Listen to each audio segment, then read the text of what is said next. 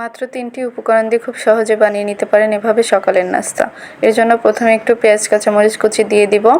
তারপরে এখানে দিয়ে দেবো একটু হলুদ গুঁড়া, একটু লবণ আর চাট মশলা দিয়ে এই মশলাগুলোকে খুব ভালো করে পেঁয়াজ মরিচের সাথে মিশিয়ে নিব। এগুলোকে আমি মিশিয়ে নিয়েছি। এ পর্যায়ে এখানে দিয়ে দেব ৩ চামচ ময়দাগুলোকে খুব ভালো করে এটার সাথে মিশিয়ে এটাকে পানি দিয়ে মেখে নিতে হবে। আমি এখানে পানি দিয়েছি। পানি দিয়ে এটাকে কিন্তু খুব পাতলা করে মাখতে হবে। এটা যদি আপনি ঘন করে বা শক্ত করে মাখেন তাহলে কিন্তু এটা ভাজার পরে শক্ত হবে, খেতে মজা লাগবে না। একটা ফ্রাই প্যান গরম করে এখানে একটু সরিষার তেল দিয়ে দিয়েছি।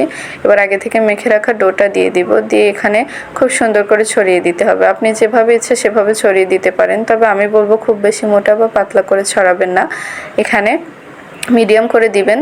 আর এটাকে খুব সুন্দর করে লো আঁচে ভাজবেন, তাহলে ভিতরটাও সিদ্ধ হবে আর বাইরেটাও অনেক ক্রিস্পি হবে, খেতে ভালো লাগবে। আর হাই হিটে ভাজলে কিন্তু বাহিরটা ভিতরেরটা সিদ্ধ হবে না, ভালো লাগবে না। আপনাদের যদি আমার এই ভিডিওটা ভালো লাগে তাহলে একটা লাইক করবেন আর সুন্দর একটা গঠনমূলক কমেন্ট করে যাবেন।